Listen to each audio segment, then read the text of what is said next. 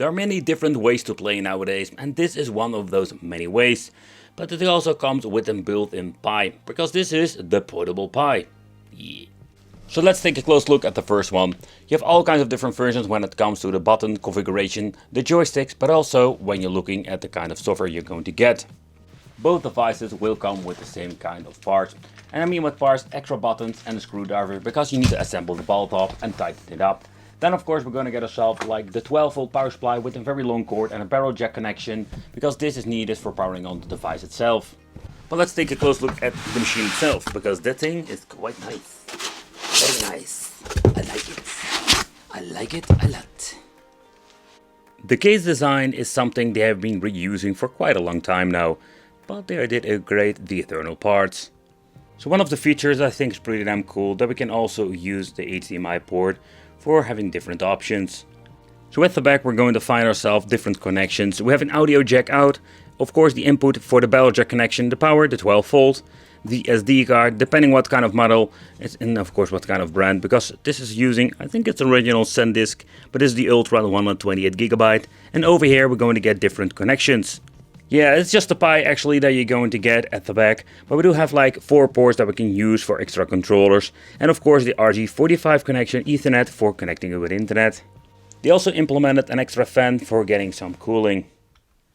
But the overall quality when it comes to the case, I really like it, because it's made out of full of metal. Also when you're looking at the hinges over here, it's metal, so it's not like cheap plastic fantastic. The overall quality is really great, to be honest. And of course it's a portable device, so what you can do is removing this cover, come on, there we go. And here we can implement the batteries, so make this thing really portable and giving you a couple of hours of playtime. The only downside is that we're not going to get ourselves most of the time batteries. I think it's to do with transport and batteries, it's not allowed. So what you're going to get is nothing. So you need to get yourself like these 18640 batteries. Take note, like finding original ones is going to be a challenge. So yeah, good luck with that. So I wish to just like implement them complete, so it would be so much more easier just to plug and play, charge this thing and go. But how this case works is quite genius. You need to remove the ball top that also locks the system itself. You can just open it up. I must say there's quite a nice resistance to it, so you don't need to be, let's say, afraid that it's going to be dropping down. And then we need to assemble the bar top. The ball top. I need the bar top, the ball top, but okay. The thing is, also when you're going to assemble the ball top and you want to tighten it up, you need to remove the 4 parkers over here. And that's the reason why you're going to get yourself like a screwdriver. Okay, but when you're looking at the device itself, you have different versions. So we have also like the full standard kit, but I think it's worth money because, you know, the joysticks they're using are okay. I do love to call them a wiggle stick because they don't have like the very nice feel to it like a Sanwa. And yeah, the buttons, man, the buttons. They are not super bad or something, but I've been playing a lot with them. But they do have like this very cheap feel click to it and a very long travel. And I'm personally not the biggest fan of this. But let's take a close look at the other one. The configuration is almost the same when it comes to the case itself. But also the resistance when it comes to the hinges is all the same. It's exactly the same box. The biggest difference are the buttons and the joystick. And I can tell you that a couple of dollars you're asking, in my opinion, is really worth it.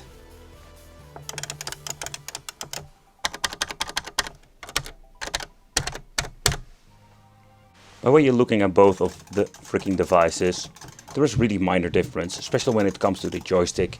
The Sama plays a little bit better in my opinion, and the buttons is also like a personal preference. Some people really love like these very clicky and sensitive buttons, and some just want to have like the long travel. That is something you need to decide for yourself. But when looking both devices, yeah, there is not like a big of a difference, beside the joystick and the buttons. The display are mostly the same, so what I understand of, the same kind of a case. Yeah, the other thing is, we do have like different sizes when it comes to the image, or at least the SD card itself. And not to forget, some of them will run with Recalbox. The Raspberry Pi 4 combined with this portable casing is the ultimate way to have your retro games on the go. And of course you're having handhelds, but for let's say a mini arcade it is pretty damn awesome. Because the Raspberry Pi 4 is just one mean retro emulation machine. This is giving us way new possibilities for emulating, let's say, newer systems like Dreamcast, PSP, PlayStation 1. A lot of systems that were not running very good or not at all on the Raspberry Pi number 3. So that is a big improvement.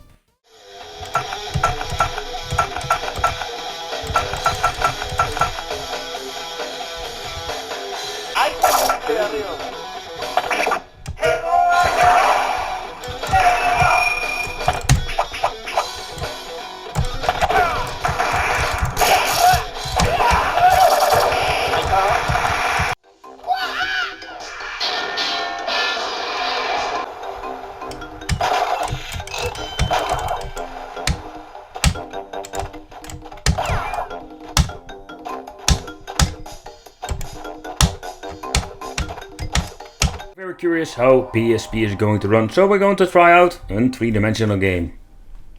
But did notice that there's quite some sound difference between the emulators, so that's a little bit of a disappointment.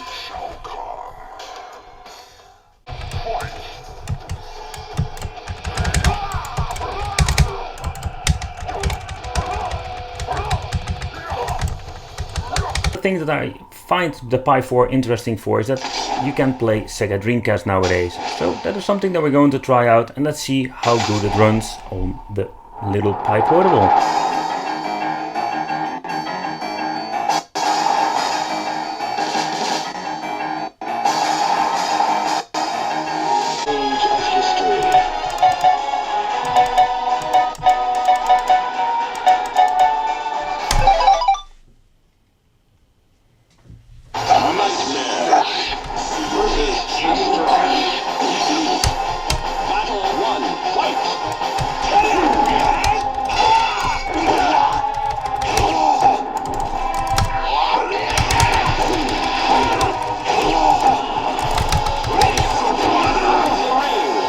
With round 2 we are going to switch with the HDMI to TV out, so let's see how that looks.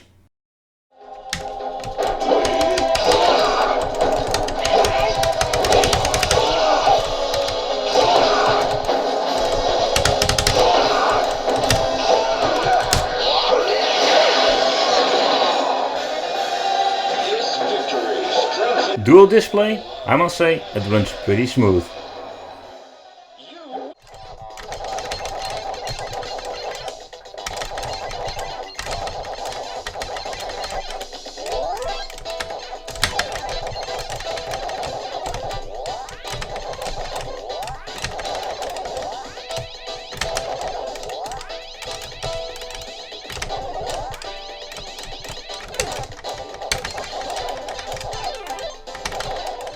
Time for some Mortal Kombat on the arcade, and let's see how it runs with the dual display.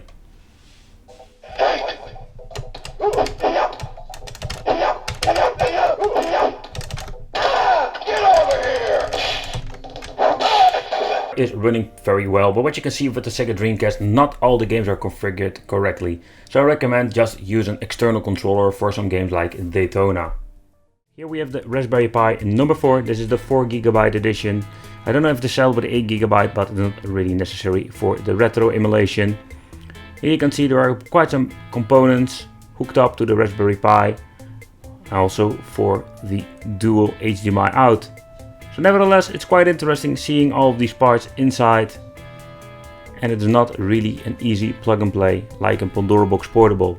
But with the Pandora Box Portable, most of the time only having a Pandora Box inside, and that's it. But here you can see there is quite a cable nightmare, and the PCB that you're seeing over there is for the 7-inch monitor. So there was not a lot of information about the monitor, so I was thinking, do you know what, let's open it up and I can show you how you need to replace the monitor. Because with all these portable Pi systems, they are all using the same 7-inch displays that are connected with the little PCB inside I already shown you before.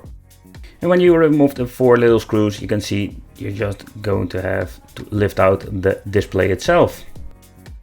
So what I really like about it, that you can just replace the LCD monitor very easily. But this model is a very common model, and if you search it on AliExpress, you can see that it is not a very expensive display. It's a very common version that I will use in most of these portable devices, and has a resolution of 800 by 480. But don't get me wrong, even for a lower resolution monitor it looks very nice. I think it's really cool, And if you look at the colors, everything looks vibrant and colorful. So if it comes to the display itself, I think it's pretty good. So if you need to do some maintenance, you can just very easily remove the control panel and get into the system itself. Alright, so let's put it back together and let's look at the games and what can I do. Where I am not the biggest fan of a Raspberry Pi inside a portable, I think it's a very cool configuration, especially with the Pi4. You can run so much more than, let's say, some of the Pandora's boxes. And of course the emulation performance is so much better here and there. Let me know in the comments what you think of a Pi inside the box. Bring it with you with this kind of a portable arcade.